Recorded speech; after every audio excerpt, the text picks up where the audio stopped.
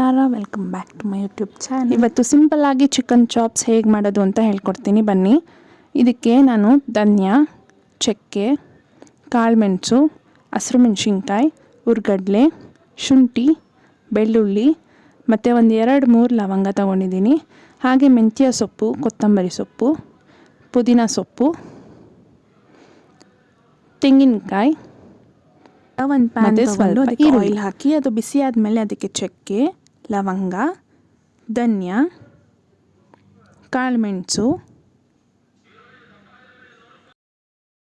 ಹಸಿರು ಮೆಣಸಿನ್ಕಾಯಿ, ಕಟ್ ಮಾಡ್ಕೊಂಡಿರೋ ಆನಿಯನ್ ಹಾಕಿ ಚೆನ್ನಾಗಿ ಫ್ರೈ ಮಾಡ್ಕೊಳ್ಳಿ. ಈಗ ಇದಕ್ಕೆ ತೆಂಗಿನಕಾಯಿ ಹಾಕಿ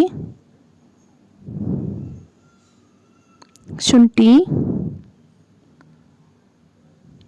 ಬೆಳ್ಳುಳ್ಳಿ, ಕೊತ್ತಂಬರಿ ಮತ್ತು ಪುದೀನ ಸೊಪ್ಪನ್ನ ಹಾಕಿ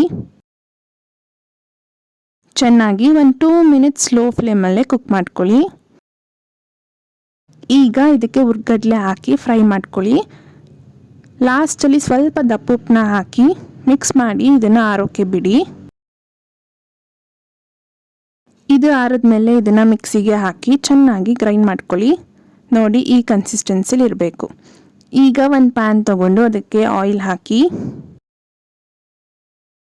ಬಿಸಿ ಆದಮೇಲೆ ಅದಕ್ಕೆ ಕಟ್ ಮಾಡ್ಕೊಂಡಿರೋ ಮೆಂತ್ಯ ಸೊಪ್ಪನ್ನ ಹಾಕಿ ಚೆನ್ನಾಗಿ ಫ್ರೈ ಮಾಡ್ಕೊಳ್ಳಿ. ಈಗ ಇದಕ್ಕೆ ಒಂದು ಕಟ್ ಮಾಡ್ಕೊಂಡಿರೋ ಆನಿಯನ್ನ ಹಾಕಿ ಅದು ಗೋಲ್ಡನ್ ಬ್ರೌನ್ ಆಗೋವರೆಗೂ ಫ್ರೈ ಮಾಡ್ಕೊಳ್ಳಿ. ಈಗ ಚಿಕನ್ನ ಆ್ಯಡ್ ಮಾಡಿಕೊಂಡು ಚೆನ್ನಾಗಿ ಮಿಕ್ಸ್ ಮಾಡಿ ಚಿಕನ್ ನೀರು ಬಿಡೋವರೆಗೂ ಕುಕ್ ಮಾಡ್ಕೊಳ್ಳಿ.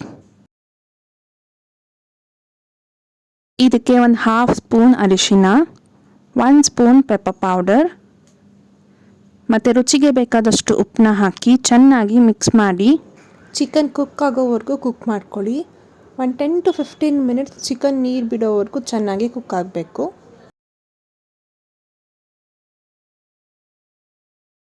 ಚಿಕನ್ ಒಂದು ಅರ್ಧ ಕುಕ್ ಆದಮೇಲೆ ಇದಕ್ಕೆ ಗ್ರೈಂಡ್ ಮಾಡ್ಕೊಂಡಿರೋ ಮಸಾಲನ ಹಾಕಿ ಚೆನ್ನಾಗಿ ಮಿಕ್ಸ್ ಮಾಡ್ಕೊಳ್ಳಿ. ಈಗ ಇದಕ್ಕೆ ವಾಟರ್ನ ಆ್ಯಡ್ ಮಾಡಬೇಕು. ನಿಮಗೆ ಗ್ರೇವಿ ಯಾವ ಕನ್ಸಿಸ್ಟೆನ್ಸಿಲಿ ಬೇಕೋ ಅಷ್ಟು ನೀರನ್ನ ಆ್ಯಡ್ ಮಾಡ್ಕೊಳ್ಳಿ. ನೀರು ಹಾಕ್ಕೊಂಡು ಚೆನ್ನಾಗಿ ಮಿಕ್ಸ್ ಮಾಡಿ ಇದನ್ನು ಒಂದು 10 ಮಿನಿಟ್ಸ್ ಸ್ಲೋ ಫ್ಲೇಮಲ್ಲೇ ಕುಕ್ ಮಾಡ್ಕೊಳ್ಳಿ. ಲಾಸ್ಟಲ್ಲಿ ಕೊರಿಯಂಡರ್ ಹಾಕಿ ಗಾರ್ನಿಷ್ ಮಾಡಿದ್ರೆ chicken chops ready to serve. ಈ ರೆಸಿಪಿ ನಿಮಗೆ ಇಷ್ಟ ಆದರೆ ಲೈಕ್ ಮಾಡಿ, ಫ್ಯಾಮಿಲಿ ಫ್ರೆಂಡ್ಸ್ ಜೊತೆ ಶೇರ್ ಮಾಡಿ. ಹಾಗೆ ರೆಸಿಪಿ ಟ್ರೈ ಮಾಡಿದ್ರೆ ಹೇಗಿದೆ ಅಂತ ಕಮೆಂಟ್ ಸೆಕ್ಷನಲ್ಲಿ ಕಮೆಂಟ್ ಹಾಕಿ. ಸಬ್ಸ್ಕ್ರೈಬ್ ಆಗೋದನ್ನ ಮರಿಬೇಡಿ. Thank you for watching.